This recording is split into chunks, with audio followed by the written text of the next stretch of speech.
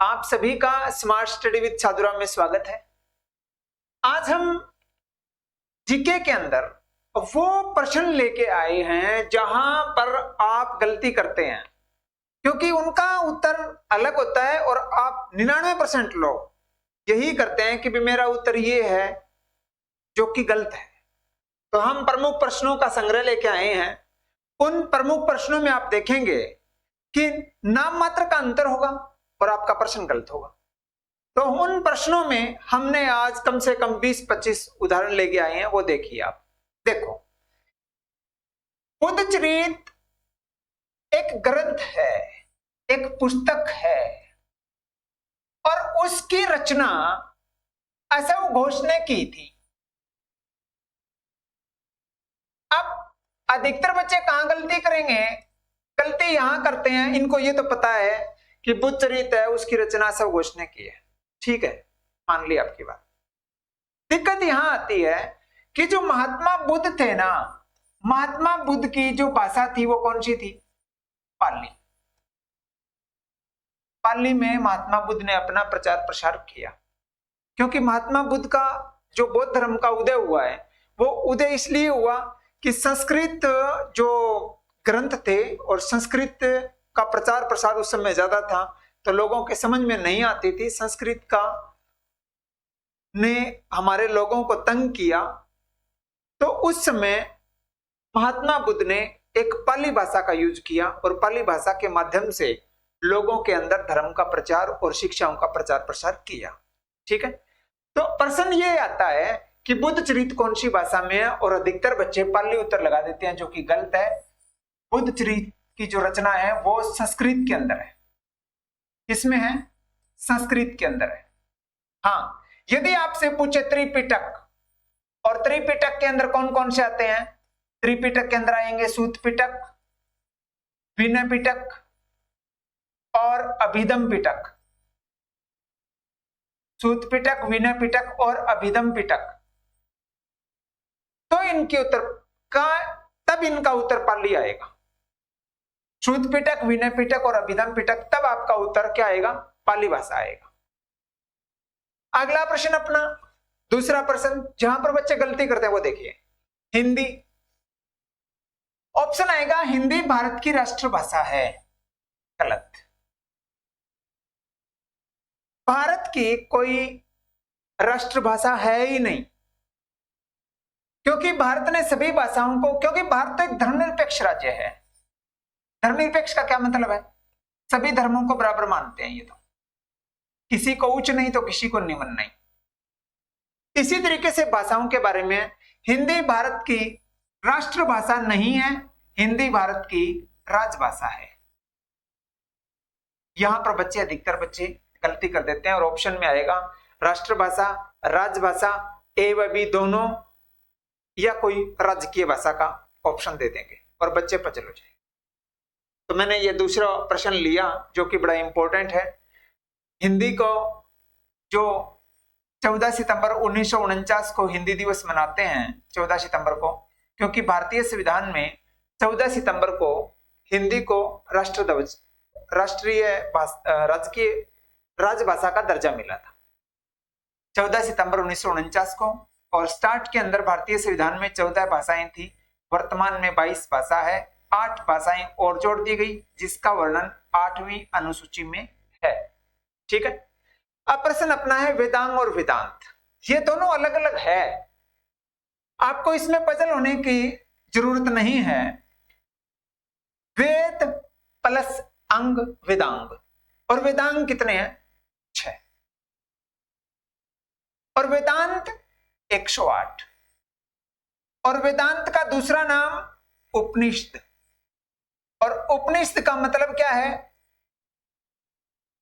उपनिषद, समीप बैठना। अब उपनिषद में गुरु के समीप में बैठने की बात कही गई है।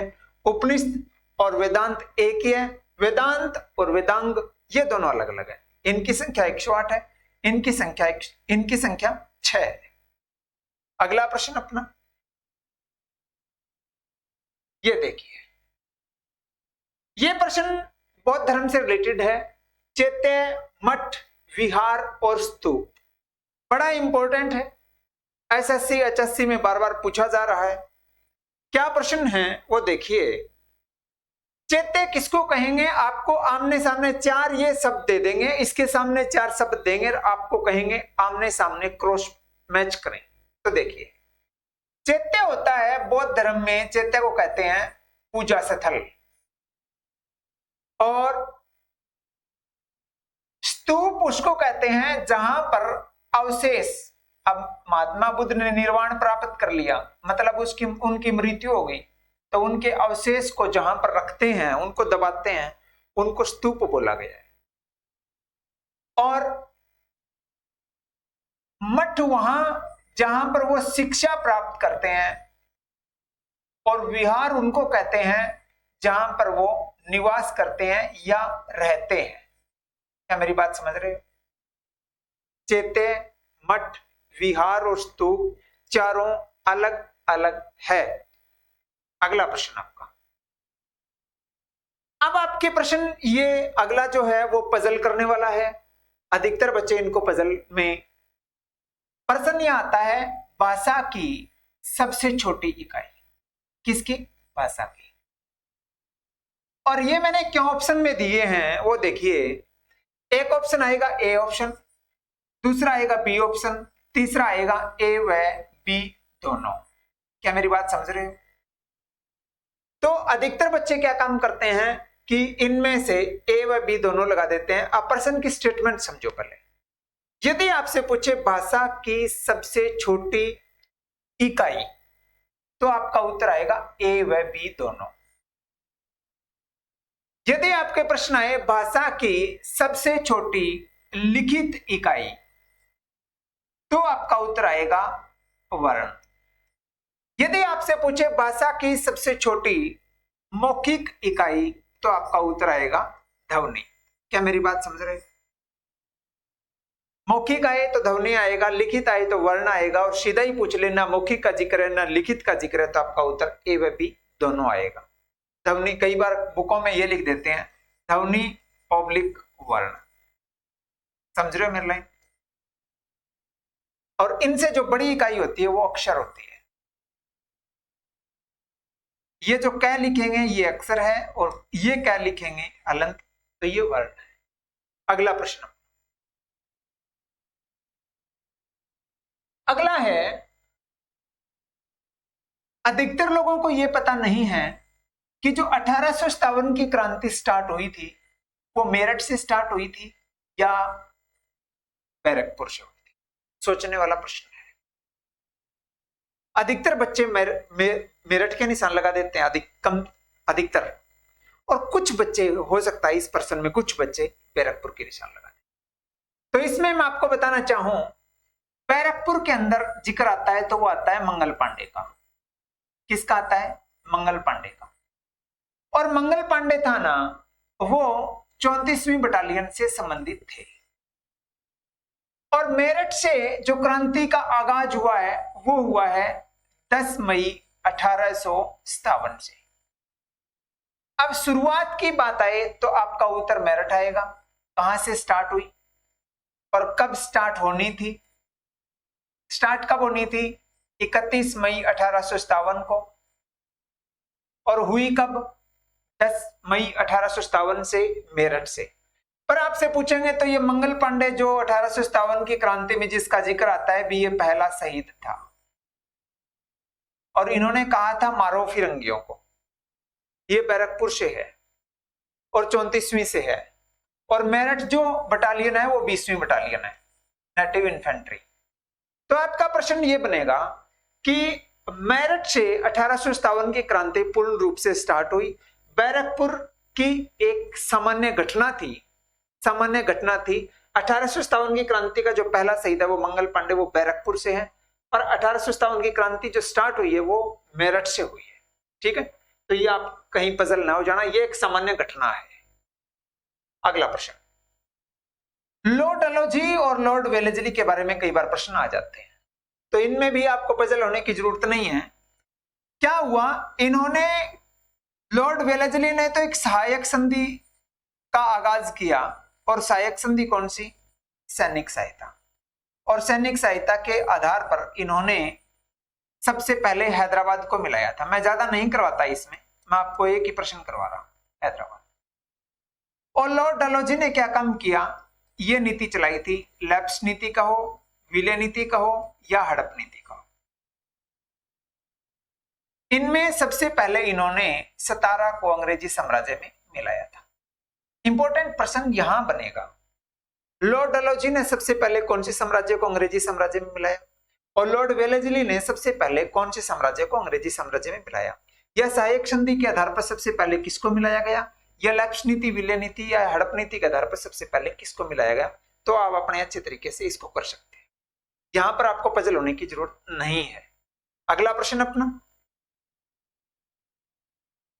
अगला प्रश्न है, देखिए कई बच्चे ये कर देते हैं कि ये स है और इस स के नीचे ये र है और र के ओ की मात्रा है और ये तय है, तो ये अपना सही है।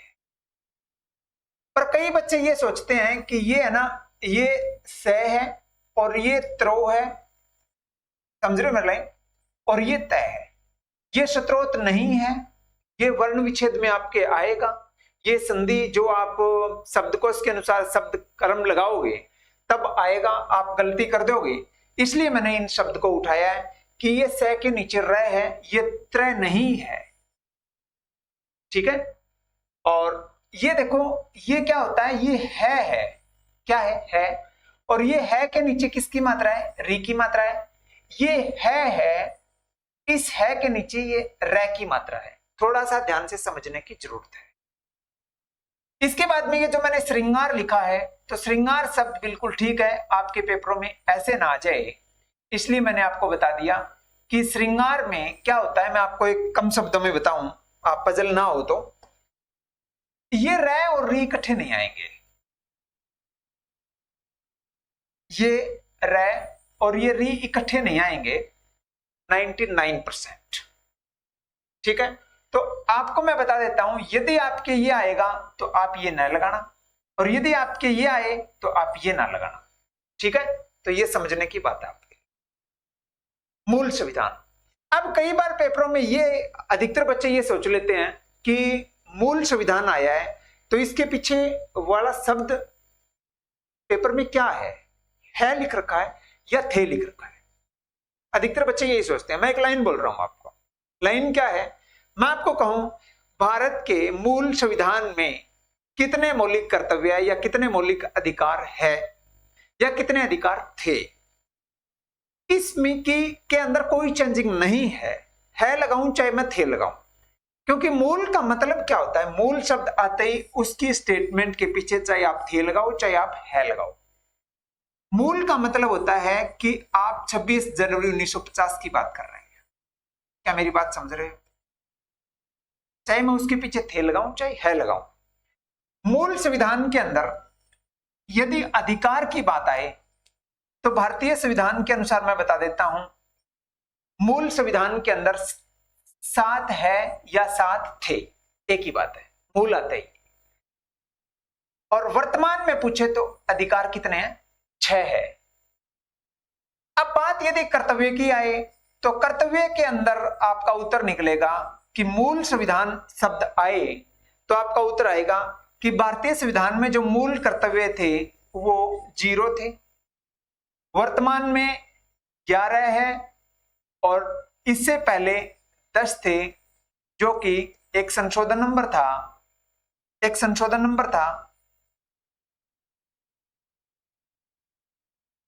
42वां संवैधानिक संशोधन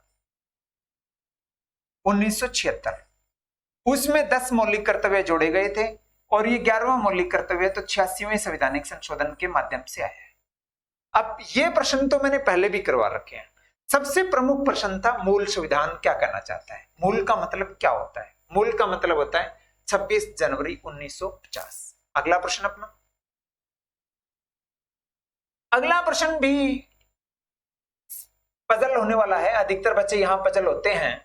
वो प्रश्न ये है अपना कि आपसे पूछेंगे कि भारत का क्षेत्रफल बताओ, भारत का क्षेत्रफल बताओ। और आपके पेपर में क्या आएगा, भारत के क्षेत्रफल में दो ऑप्शन दे देते हैं, मान लो ए ऑप्शन और बी ऑप्शन, और पहला ऑप्शन दे देते हैं 32.8 लाख किलोमीटर और दूसरा ऑप्शन दे दिया 32.8 लाख वर्ग किलोमीटर। अब आपको पता है भी 32.8 लाख है। अब अधिकतर बच्चों को हो सकता है उनको यह पता नहीं है भी मीटर में है या किलोमीटर में है। पहला प्रश्न तो ये समझने की बात है। और दूसरा कहां मिस्टेक करेंगे वो कि उनको यह पता नहीं है कि मैं वर्ग स्क्वायर में आएगा या नहीं आएगा। तो आपको मैं बता देता हूं कि जो क्षेत्रफल की बात आएगी तो क्षेत्रफल हमेशा ही स्क्वायर में आएगा। स्क्वायर में आएगा तो इसका मतलब ये सही है, इसमें स्क्वायर है। ठीक है। अब कई बार के जो मेरे खुद के पेपर में भी आया था कि माउंट एवरेस्ट की ऊंचाई बताओ, तो ऑप्शन में ये आए थे 8,848, 8,848, 8,848, 8,848, ये चार ऑप्शन दे दिए और इसके साथ में देखो क्या लगाया था, किलोमीटर, वर्ग किलोमीटर, मीटर, वर्ग मीटर। अब पहला तो हमारे को अधिकतर बच्चों को इस सोचने की बात है कि वो ये पजल हो जाते हैं कि मीटर में तो नहीं हो सकता, किलोमीटर में होना चाहिए। और दूसरा ये हो जाता है कि स्क्वायर में तो आना चाहिए। तो यहां पजल होने वाली बात है। तो इसके लिए मैं आपको बता देता हूं कि मीटर में आएगा और स्क्वायर में नहीं आएगा, क्योंकि यहां पर तो सिर्फ लंबाई चौड़ाई ऊंचाई की बात चल रही है, लंबाई चौड़ाई या ऊंचाई की बात चल रही है। और जहां पर सिंगल की बात चलेगी, जहां पर एरिया की बात नहीं चल रही है, क्षेत्रफल की बात नहीं चल रही है, तो ये तो बगैर स्क्वायर आएगा। एक बात। दूसरी बात यह है, आप समझदार हो, किलोमीटर नहीं आएगा क्योंकि भारत की उत्तर से दक्षिण तक यदि 2933 किलोमीटर है, 3214 किलोमीटर है, तो ये भारत से उत्तर से दक्षिण या पूर्व से पश्चिम से ऊंची थोड़ी है। ठीक है। तो ये आपको समझने की जरूरत है। 8,848 मीटर। अब ये देखो अपना क्या प्रश्न बनेगा यहां, वो बड़े इंपॉर्टेंट दृष्टि से मैंने दिए हैं, बार बार पेपरों में आ रहे हैं और पूछ भी रहे हैं, और यहां पर बच्चे पजल भी हो रहे हैं कि मेरा क्या आना चाहिए क्या नहीं आना चाहिए। वो देखो मैंने यहां क्या है कि कुछ शब्द लिखे हैं, और वो कुछ शब्द क्या है वो देखो आप। इसमें है, इन शब्दों को देखो आप पहले। Operation Vijay, operation polo, operation blue star, operation flood, operation zero over. इन सभी का बच्चे ये पजल हो जाते हैं कि मेरा आना क्या चाहिए उत्तर। इसके लिए मैं आपको बता देता हूं, जब कारगिल की लड़ाई हुई, आपको पता होगा कारगिल की लड़ाई जब हुई 1999 में, जो अटल बिहारी वाजपेयी जी पाकिस्तान पर अटैक किया, तो उस सेना को ने जो ऑपरेशन चलाया, उस ऑपरेशन का नाम था ऑपरेशन विजय। क्या मेरी बात समझ रहे? कारगिल की लड़ाई के समय जब सैनिकों ने जो ऑपरेशन चलाया था, उस ऑपरेशन का नाम था ऑपरेशन विजय। अगला प्रश्न, आपको पता होगा भारत स्वतंत्र हुआ था 15 अगस्त 1947 को, और एक हैदराबाद की रियासत थी, वो भारतीय संविधान में, भारतीय साम्राज्य में, भारतीय क्षेत्र में सम्मिलित नहीं हुई थी। तो उस टाइम क्या हुआ, प्रधानमंत्री थे अपने जवाहरलाल नेहरू। तो इन्होंने क्या काम करा, इनसे कहा, आग्रह किया कि आप सम्मिलित हो, पर इन्होंने सम्मिलित नहीं हुए। तो इन्होंने जवाहरलाल नेहरू के दिशा निर्देशानुसार एक अभियान चलाया था, ऑपरेशन पोलो। सेना के बल पर हैदराबाद रियासत को भारतीय साम्राज्य में मिलाने का काम किया। उस अभियान का नाम है ऑपरेशन पोलो। क्या मेरी बात समझ रहे हो?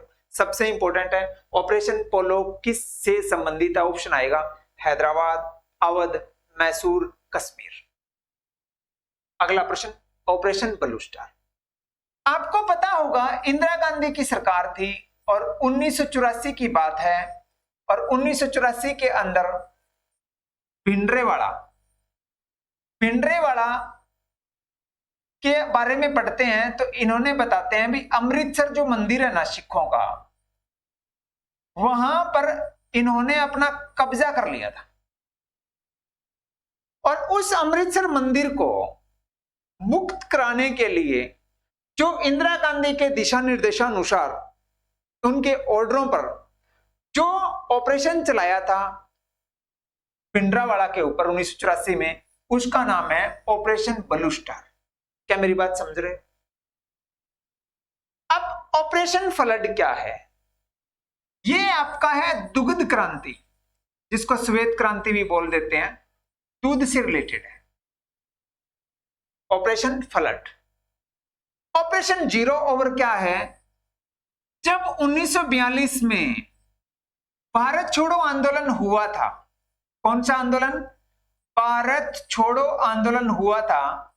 उस भारत छोड़ो आंदोलन में अपने जो व्यक्ति थे, अपने जो आंदोलनकारी थे, उन आंदोलनकारियों को गिरफ्तार करने के लिए जो अभियान चलाया था अंग्रेजी साम्राज्य ने, उसको नाम दिया है operation zero over. Operation zero over. क्या मेरी बात समझ रहे हो? 5 मैंने बताए हैं, operation operation operation operation operation. ठीक है, अब ऊपर वाला देखो, पजल होने की जरूरत नहीं है, इसलिए मैं इकट्ठा ले गया। लोकसभा अध्यक्ष, लोकसभा अध्यक्ष की कोई शपथ होती नहीं है। अधिकतर बच्चे राष्ट्रपति या प्रधानमंत्री के निशान लगाएंगे, गलत ना कर देना। ऑपरेशन लोकसभा अध्यक्ष होता है, वो लोकसभा का सदस्य होता है और वो एक आम नागरिक के रूप में, एक लोकसभा सदस्य के रूप में शपथ लेता है। लोकसभा अध्यक्ष के रूप में उसकी कोई शपथ नहीं होती है। अगला प्रश्न अपना, अगला प्रश्न बड़ा इंपॉर्टेंट है, अधिकतर बच्चे यहां पजल हो जाते हैं और मैं बड़ा सोच समझ के इन प्रश्नों को सेलेक्ट करके लाया हूं ताकि आप कहीं भी मिस्टेक ना करो और आपका अच्छे तरीके से सिलेक्शन हो जाए। तो मैंने यहां पर देखिए अपना बंगाल विभाजन। बंगाल का विभाजन 1905 में हुआ था, समझना थोड़ा। और कांग्रेस का विभाजन नरमदल और गरमदल के रूप में, नरमदल और गरमदल के रूप में 1907 में हुआ था। क्या मेरी बात समझ रहे हैं? बंगाल का एकीकरण 1911 में हुआ है और कांग्रेस का एकीकरण 1916 में हुआ है। आपको बता देता हूं, 1916 का लखनऊ अधिवेशन हुआ था और उस लखनऊ अधिवेशन में अध्यक्षता कर रहे थे अंबिका चरण मजूमदार। और अंबिका चरण मजूमदार की अध्यक्षता में नरमदल व गरमदल में एकता आई। इसमें आप देखेंगे बंगाल का विभाजन, बंगाल के 2 टुकड़े कर दिए, पूर्वी बंगाल और पश्चिमी बंगाल। संप्रदाय के आधार पर बांटना चाहते थे, सांप्रदायिक दंगे भड़काना चाहते थे अंग्रेज, और बंगाल के 2 टुकड़े कर दिए 1905 के अंदर। तब 1911 के अंदर जॉर्ज पंचम और महारानी मेरी आए थे और उनको भारतीयों ने आग्रह किया कि बंगाल का एकीकरण करो, ये ठीक नहीं है। तो जॉर्ज पंचम और महारानी मेरी ने इस बात को स्वीकार कर लिया और बंगाल का विभाजन रद्द कर दिया, मतलब बंगाल का वापस पुनः एकीकरण कर दिया। क्या मेरी बात समझ रहे? तो आज हमने ये प्रमुख प्रश्न करे। इसके अलावा यदि आपको डिटेल से और गहराई से किसी टॉपिक को पढ़ना है तो आप हमारी प्लेलिस्ट में जाएं और उसके अंदर देखें कि हिंदी की क्लास किस तरीके से है, हिस्ट्री की अलग अलग क्लासें हमने डाल रखी है, आप वहां पर समझिए। और यदि आपको कोई टॉपिक नहीं समझ में आता है तो आप हमारे को कमेंट में बताएं, हम वही टॉपिक की क्लास डाल देंगे। तो आपको वीडियो पसंद आए तो शेयर और सब्सक्राइब करें और साथ में कमेंट अवश्य करें कि आपको ये वीडियो पसंद आई है या नहीं आई है। तो आज के लिए बस इतना ही। आपका बहुत बहुत धन्यवाद।